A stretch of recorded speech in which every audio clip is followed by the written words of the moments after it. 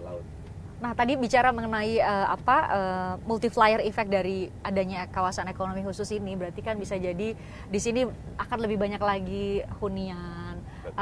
Orang mungkin akan buka pasar, buka restoran-restoran yang dibutuhkan, namanya ada kehidupan, ada perpindahan penghidupan ya Pak Ganjar. Itu yang ke depan mau di.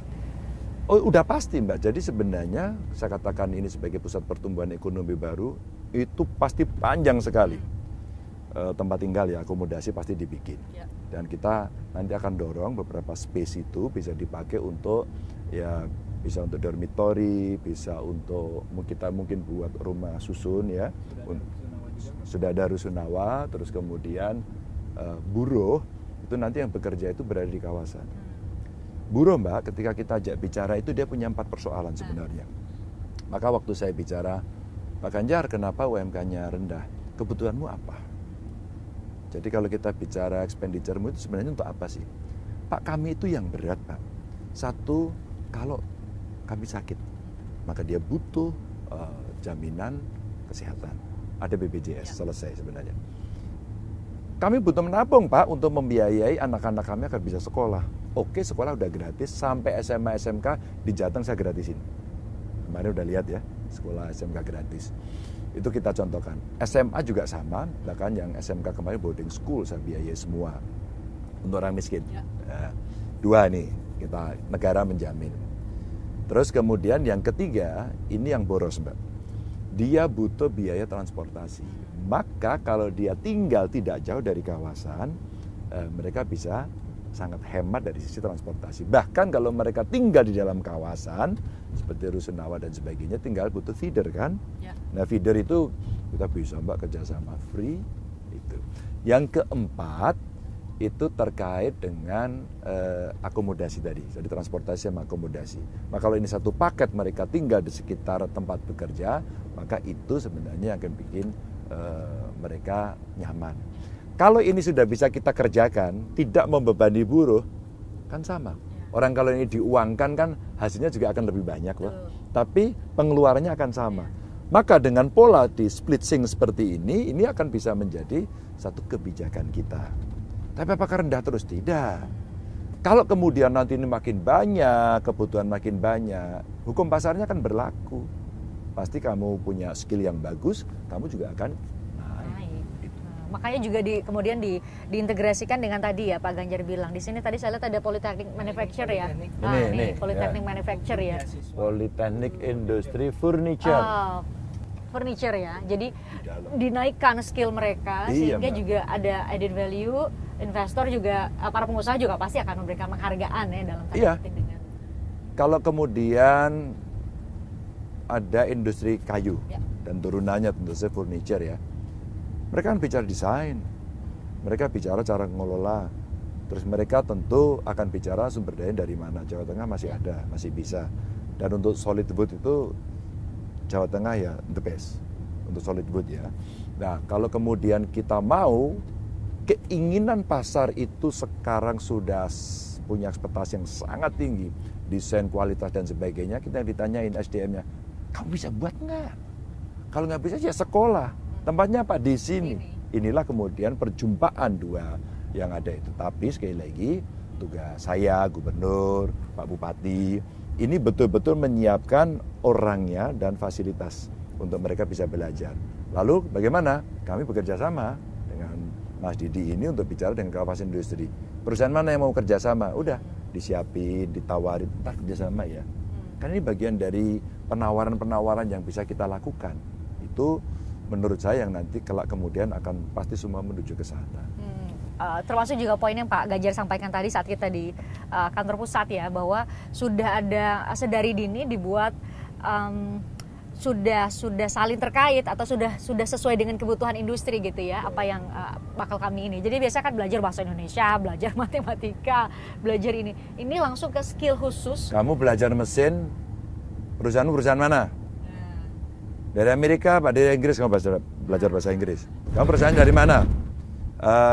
Dari Tiongkok, Pak, belajar bahasa Tiongkok. Kamu dari mana? Korea, belajar bahasa Korea. Jadi kompetensi pendukung pun Iya, jadi nanti mudah mereka.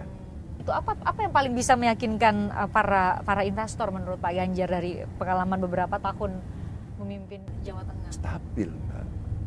Kami tidak bisa melihat situasi ramai terus-menerus. Tidak bisa.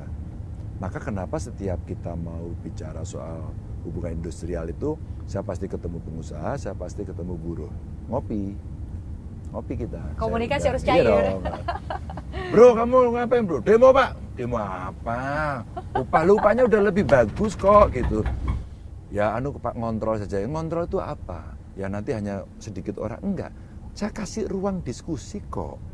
Ayo kita diskusi. Kamu saya kasih jawaban nantinya. Dan ini sekarang yang telepon tuh gubernurnya loh. Gubernur telepon kamu. Saya yakinkan kawan-kawan buruh. Siapa? Ya Pak, sebenarnya saya setuju kok Pak. Loh kenapa? Ya ini teman-teman minta tetap demo. Oke, berarti demomu tujuan. Tujuannya demo. Ya sudah, silakan demo. Itu. Terus saya komunikasi sama pengusaha. Pengusaha tenang saja. Nah, pengusaha ada 2 kategori. Memang yang terorganisasi dengan baik, umpama di Apindo. Pak Ganjar saya nggak setuju. Saya ingin menggunakan PP. Oke, itu hak.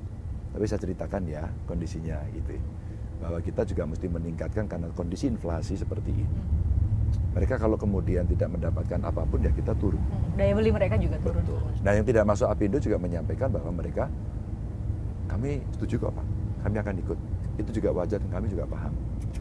Yang kedua saya sampaikan juga, kawan-kawan pengusaha tolong. Beberapa perusahaanmu kan bertumbuh bagus. Khususnya sektor umpama obat-obatan naik, kesehatan naik. Terus kemudian komunikasi, ya, TI naik, teknologi, informasi semuanya naik. Tapi ada yang bangkrut juga.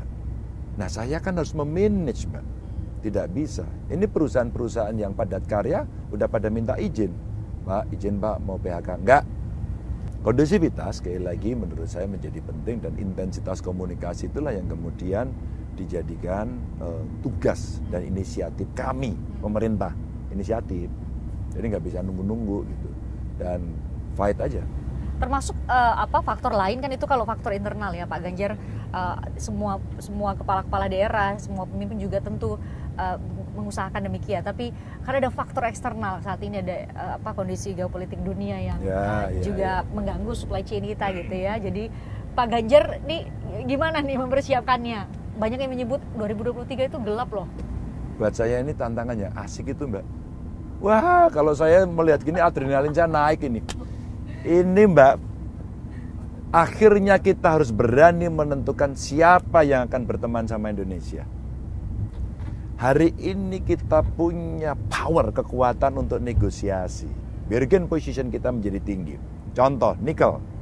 Presiden berani, menyenangkan. Soekarno Reborn. Ketika Soekarno dulu bicara Tembagapura masih namanya ya, mau dikelola, enggak, saya tunggu insinyur-insinyur saya dari ITB. Tapi ternyata ketika Soekarno jatuh, Orde Baru kemudian mengizinkan, terus kemudian Tembagapura menjadi Freeport dan sebagainya, baru sekarang persentase besarnya bisa diambil kembali. Kan? Nah, divestasi kemudian diambil kembali oleh kita.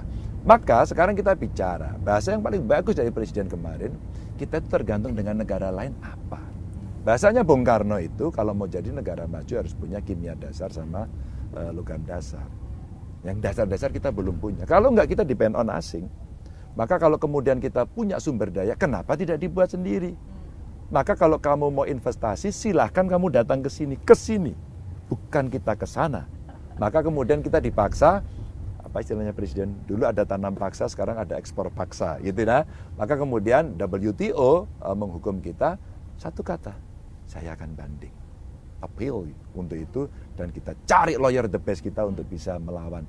Maka menurut saya ini di tengah situasi yang seperti ini, oke, kita energi akan ada persoalan. Maka cepat transisi energi dilakukan.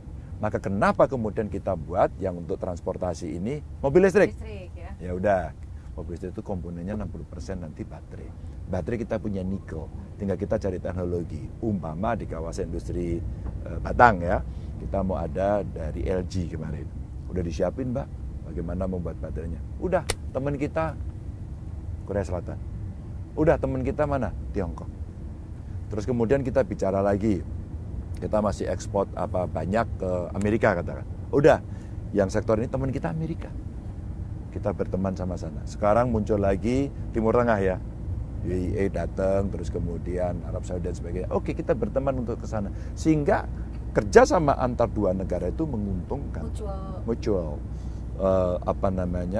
Cooperation-nya ini. Jadi kalau kita bicara simbiosanya ya mesti mutualistis. Dan kemudian dunia yang berubah ini, potensi yang paling hebat kita apa sih? Satu, penduduk kita banyak, nggak usah takut. Itu menjadi market kita sendiri. Dua, kita punya sumber daya alam yang kemudian negara lain nggak punya. Maka kalau kamu mau jual, smelternya ada di sini, minimal barangnya setengah jadi atau produk jadi sekalian. Maka kita ajaklah mereka ke sini. Dan tambahi satu lagi. Halo, siapa yang mau transfer of teknologi, saya kasih insentif.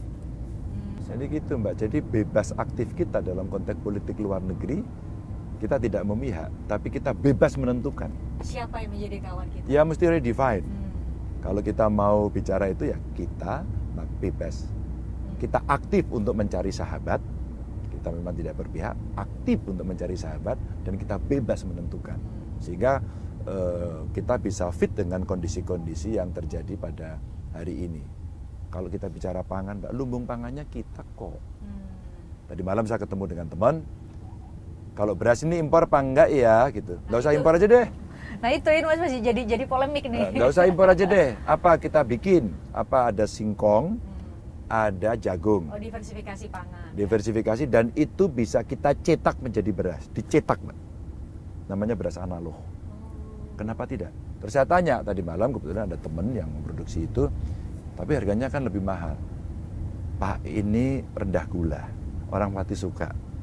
Kalau kemudian kurang, ya udah, stok yang ada ini kita pakai untuk memenuhi kebutuhan yang umum. Tapi yang kebutuhan khusus, kita kasih beras yang ini. Tapi kan harus ada promo, harus ada ngomong terus menerus, harus ada yang meyakinkan bahasa tadi. Untuk kemudian kita bisa kok, alternatifnya ada kok. Ini kita belum ngomong sagu, Mbak. Belum. Kita belum ngomong umbi-umbian, belum. Masih banyak sekali, dan kata ahli sagu, kita baru menggunakan untuk kebutuhan pangan itu baru 25%. Jadi orang Indonesia harusnya nggak takut kelaparan ya?